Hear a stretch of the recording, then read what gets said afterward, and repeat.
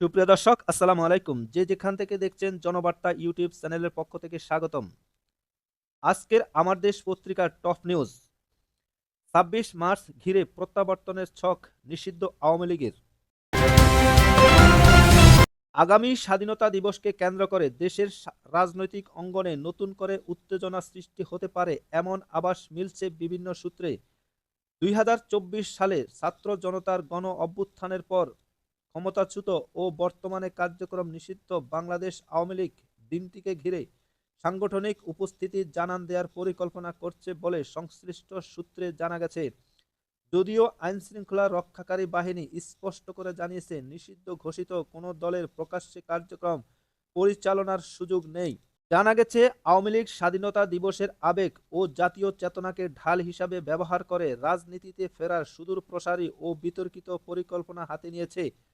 দলটির নীতি নির্ধারকরা দিল্লি ও দেশের বিভিন্ন গোপন আস্তানা থেকে মাঝারি ও তৃণমূল পর্যায়ের কর্মীদের সক্রিয় করার চেষ্টা চালাচ্ছে। উদ্দেশ্য ২৬ মার্চের প্রাক্কালে সাভার জাতীয় স্মৃতিসৌধে ফুল দিয়ে রাজনীতির ময়দানে আনুষ্ঠানিক প্রত্যাবর্তনের ঘোষণা দেওয়া। তবে পুলিশ প্রধান ইতিমধ্যে বলেছে, কার্যক্রম নিষিদ্ধ থাকায় আওয়ামী লীগের কার্যক্রম চালানোর কোনো সুযোগ নেই। এছাড়া জুলাইয়ের পক্ষ নেওয়া রাজনৈতিক দলগুলো এই ইস্যুতে জিরো টলারেন্স ঘোষণা করেছে। ফলে স্বাধীনতা দিবসকে কেন্দ্র করে দেশের রাজনৈতিক পরিস্থিতি নতুন করে উত্তপ্ত অনিশ্চিত হয়ে পড়ার আশঙ্কা দেখা দিয়েছে। এদিকে সামাজিক যোগাযোগ মাধ্যম ব্যবহার করে আওয়ামী লীগের সাংস্কৃতিক উইং খুবই সক্রিয়। তারা জুলাইয়ের ছাত্র জনতার গণ অভ্যুত্থান ও সরকারকে টার্গেট করে অপপ্রচার চালাচ্ছে। তারা লুৎফুর রহমান রিটনের একটি গানকে জয় বাংলার গান নামে চিত্রায়িত করেছে। এতে মুজিবের মূর্তি ও ভাস্কর্য, গণভবন এবং ৩২ নম্বর ভাঙ্গা সহ বিভিন্ন দৃশ্য রয়েছে। মাঠ পর্যায়ে অফিস খোলার গোপন মহড়া। অনুসন্ধানে জানা গেছে, দেশের বিভিন্ন জেলা ও উপজেলা পর্যায়ে আওয়ামী লীগের পরিত্যক্ত বা সিলগালা হওয়া দলীয় কার্যালয়গুলো পুনরায় খোলার চেষ্টা চলছে।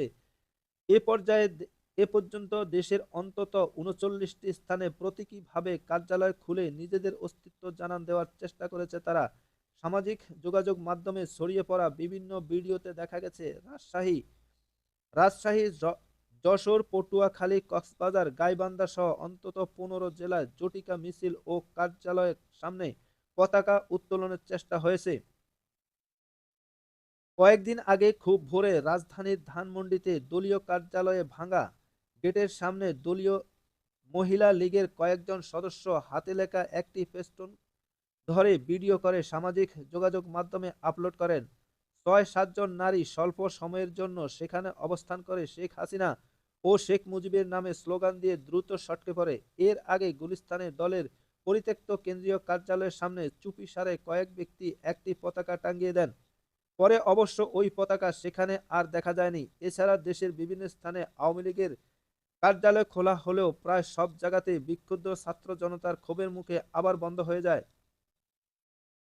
গোয়েন্দা সূত্রে জানা গেছে, ২৬ মার্চের আগে অন্তত একবার হলেও প্রতিটি জেলা উপজেলার কার্যালয় খুলে উপস্থিতি জানান দিতে চায় আওয়ামী লীগ। দিল্লির বার্তা ও ২৬ মার্চের মাস্টার প্ল্যান। সংশ্লিষ্ট সূত্রগুলো নিশ্চিত করেছে, ভারতে অবস্থানরত আওয়ামী লীগ সভাপতি শেখ হাসিনা অনলাইন প্ল্যাটফর্মের মাধ্যমে আগামী কয়েক দিনের মধ্যে ২৬ মার্চের কর্মসূচি ঘোষণা দিতে পারে। পরিকল্পনার অংশ হিসাবে পলাতক মাঝারি ও তৃণমূল পর্যায়ের নেতাদের দেশে ফেরার নির্দেশ দেওয়া হয়েছে।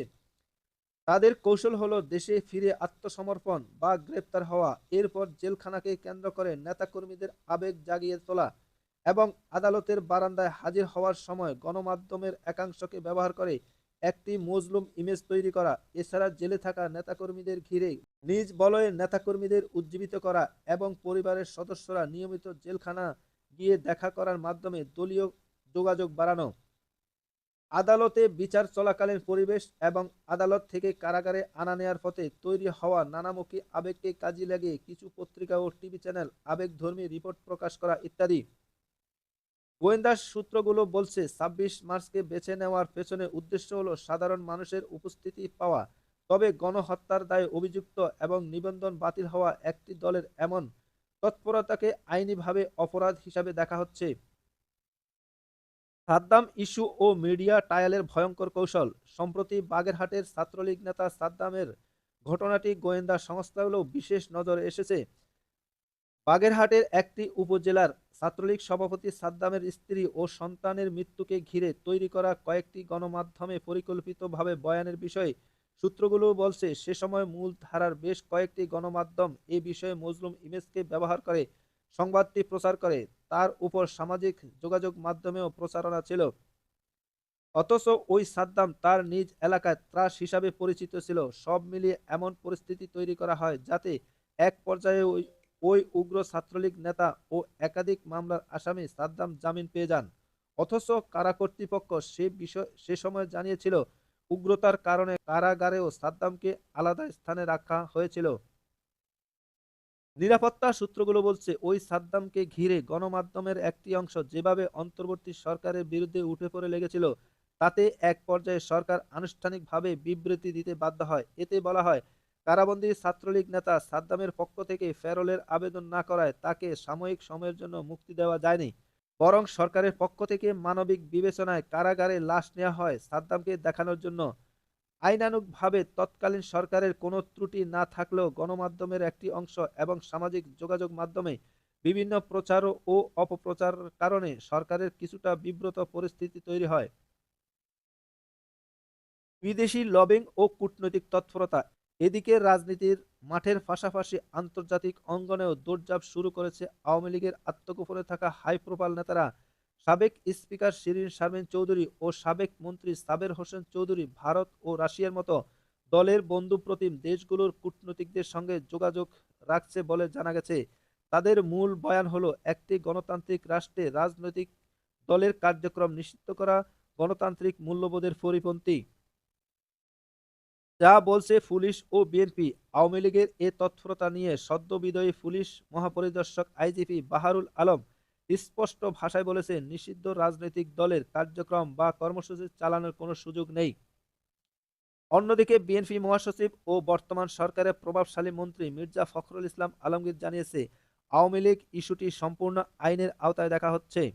সিদ্ধান্তহীনতায় সরকার। আওয়ামী লীগের বিষয়ে কি ধরনের পদক্ষেপ নেওয়া হবে এ বিষয়ে এখনও সরকারিভাবে কোনো সিদ্ধান্ত হয়নি বলে উচ্চ পর্যায়ের দায়িত্বশীল একাধিক সূত্র আমার দেশকে নিশ্চিত করেছে।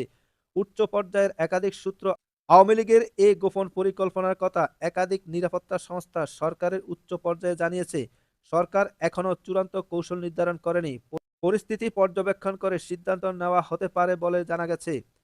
আইনজ্ঞদের মতে, নিবন্ধন বাতিল ও কার্যক্রম নিষিদ্ধ হওয়ার পর দলকে পুনরায় সক্রিয় করতে হলে নির্দিষ্ট আইনি প্রক্রিয়া অনুসরণ করার বিকল্প নেই।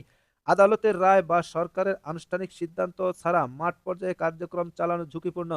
২০২৫ সালে আওয়ামী লীগের কার্যক্রম বন্ধ করে রাখা হয়েছিল আন্তর্জাতিক অপরাধ ও দেশীয় অনুমোদনপ্রাপ্ত আইনের আওতায় এবং আগেই নির্বাচন কমিশন থেকে দলটির নিবন্ধন বাতিল হয়েছিল। বিশেষজ্ঞরা বলছেন, ২৬ মার্চের মতো আবেগঘন দিনটি রাজনৈতিক উদ্দেশ্যে ব্যবহার করে জনমত আকর্ষণ করার চেষ্টা আওয়ামী লীগের জন্য বুমেরাং হয়ে উঠতে পারে। দর্শক, আজকে এ পর্যন্তই।